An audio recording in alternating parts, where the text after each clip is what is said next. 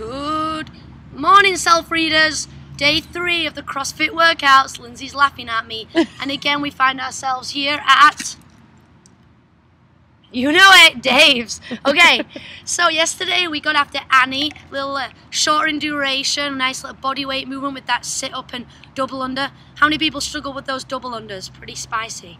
But today we're going to add in a weightlifting movement and another gymnastic movement in the couplet we like to call Diane. So what we have here is a rep scheme. It's 3 rounds, 3 of 21, 15 and 9 deadlift, handstand push-up. So the way this will go is you will perform 21 deadlifts, 21 handstand push-ups, 15 deadlifts, 15 handstand push-ups, 9 deadlifts, 9 handstand push-ups, time. Get that time, that's your score. The prescribed weight for the deadlift, for the elite, guys, remember we program for the elite, and then there's somewhere for everyone underneath that umbrella. The elite, the prescribed, is 225 pounds for the males and 155 pounds respectively for the females. Okay, that will be the prescribed gold standard weight for Diane. That being said, we have scaling options for everybody, because CrossFit, again, is for everybody. I'm going to keep pounding that into you. Then we'll look at the handstand push-up. We'll show you what that looks like as a prescribed movement, and then we'll show you how we can scale under that as we go. Again, there is something for everyone here.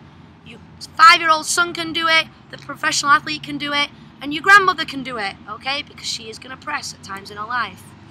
Okay, so let's talk about scaling options for the deadlift, okay? The deadlift, one of the most functional movements we do in life and also in CrossFit.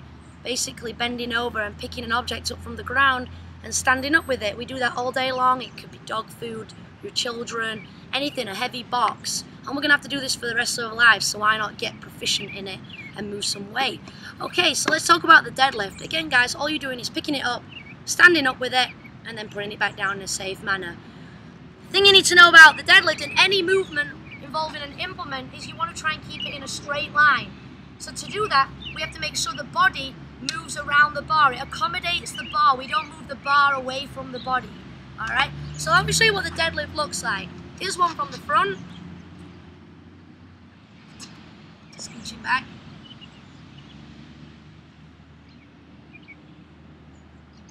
And one from the side. Note the bar path. Okay? Very important. Note how the knees get out of the way to accommodate that straight line. Straight line. Boom, and then I stand up. Okay, same thing going back down. I get the butt out of the way, keep my knees behind so the bar can go in a straight line, and that's safe. We don't want to lift the bar like this. Okay, that bar's going to get real heavy out here. We don't walk around the airport with our suitcases like this. Where's the gate? Where's the gate? No, that would suck. We have it in tight like this. Where's the gate? Right? Keep it close. Anytime you move a load away from your center of mass, it's going to get considerably heavy. And we don't want to do that. We want to be efficient. So the way we get after that is we want the knees to go back, shoulders and hips rise together, and then stand all the way up. That's the standard, all the way up. This is no good. We also really don't want this thing. Just nice and straight so the shoulders are stacked over the hips and the heels.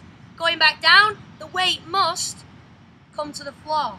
Now with this PVC pipe, that's not going to be possible because this is just used for demonstration purposes or new people like you guys that have never picked up an object before. If you have to live here and do this workout with this little sucker, this 8 ounce of glory, go ahead and do that. And if not, if you're a CrossFitter and you've been doing it a while and you want to do the prescribed weight, remember that's at 155. So with the barbell, same things apply, but now we just have these little guys on here that enable the bar to be off the ground, but it always has to come back down. So it looks like this, guys. You're going to walk underneath, so you can't see the knots of the shoe for the bar. Arms stay long, you're going to bend over, settle into those heels, drop the hips, make sure the shoulders over the bar, hips and shoulders rise together while the knees go back. All the way up, all the way down, up, down. That's 2 reps. Now, you can deadlift anything, like I said. Back here. Anything. If you have a 75-pound of dog food in your kitchen, go grab that. Deadlift that sucker 45 times. It's a load, it's functional, we do it every day. Pick it up and down. Just make sure you get some stimulus while keeping the safety level to a good place, okay? So, we can use a kettlebell. Same mechanics. Now it's in between my feet, okay, because we don't have the barbell anymore. Drop those hips, make sure you're nice and set. Back always needs to be flat, guys. And then stand with all those things, knees back, shoulder chest rises together, nice and tall, boom, and then come back down. Flat back. None of this Halloween business. See that? I'll do it again. Okay, I could go all day, but you get the point. You are the king of the jungle when you deadlift. Big chest, flat back, boom, I'm gonna deadlift the world. Okay? That's the deadlift. So we can scale the load, we can scale the implement, and if for you guys at home you might have to do that, or we can scale, stay here.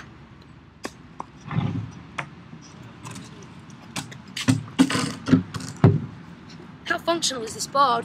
The reps. Oh yeah, there we go. Oh, nearly lost it, Linz. We can scale the reps. So if 45 reps total is too much, we can go to 15, 12, hey guys, 9, instead of the 21, 15, 9, okay? And if that's too spicy, yep, there we go. Nope, we can go 9, 6, and 3. Something for everyone, no excuses, okay? That's the deadlift. Now let's go talk about that crazy handstand push-up. Handstand push-up. I tried to throw that in there. Okay, make myself laugh. All right, so the handstand push-up, essentially all you're going to do, and I say all, it's actually very difficult, is put your body upside down in a handstand and perform a press. Okay, full range of motion, head to the pad, arms locked out at the top. That's the standard. Try your best to keep those heels against the wall or wherever you're going up against. In my case, Dave's septic portaloo. Rock on. Okay, so this is what it looks like. I'm going to take my hat off. This is not a fashion statement. This is bedhead. See what I'm saying? So I'm going to take the hat off. Watch this handstand push-up. Prescribed, guys.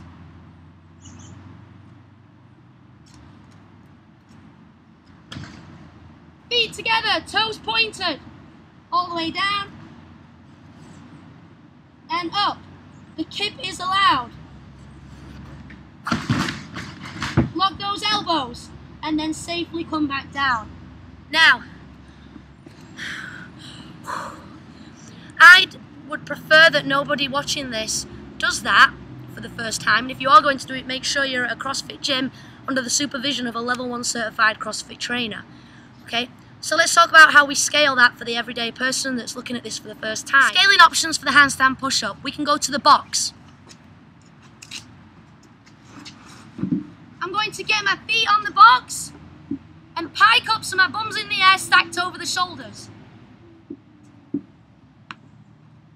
Hands outside the shoulders, spread those fingers, press your butt up. The more you have your toes up, the harder it's going to be.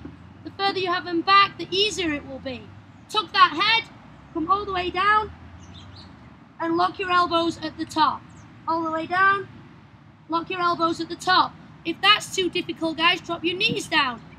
Tuck your head still. Arms need to lock out. Press up. We don't want to see an incline push-up, so I'm nice and straight. There is a place for that, but not when we're modifying the handstand push-up, okay? So more complex, the feet are higher up, the hips are higher, more in line with your shoulders. If you want to get a little less aggressive, you can walk the feet out or put the knees down. Now, if this is too difficult, and it may be, it's not that much of an easy scaling option, go to a regular push-up. If you have a hard time getting all the way down and all the way up, regular push-up, guys. Heels, hips, shoulders in alignment. The body moves down as a unit, and it moves up as a unit. Arms locked out. Chest and thighs to the ground. Arms locked out. None of this business. Not all the way down. Okay, and also not all the way up. No good. Gives you a good pump, but no good. If that's too spicy, knees down. Knees, shoulders and hips still aligned. All the way down, all the way up. Again, That's too difficult. You're not safe yet.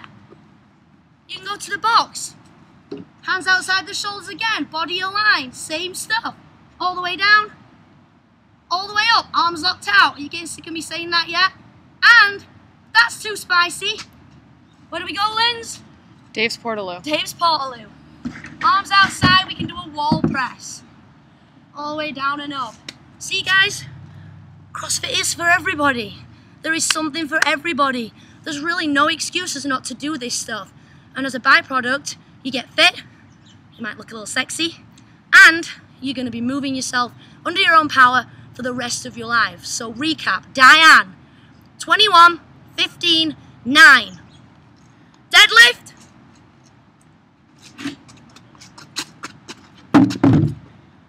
Handstand push-up. 15 deadlift, 15 handstand push-up, 9 deadlift, 9 handstand push-up. Time. Modify however you need to modify to preserve the stimulus but be safe. We never scale range of motion. Repeat after me.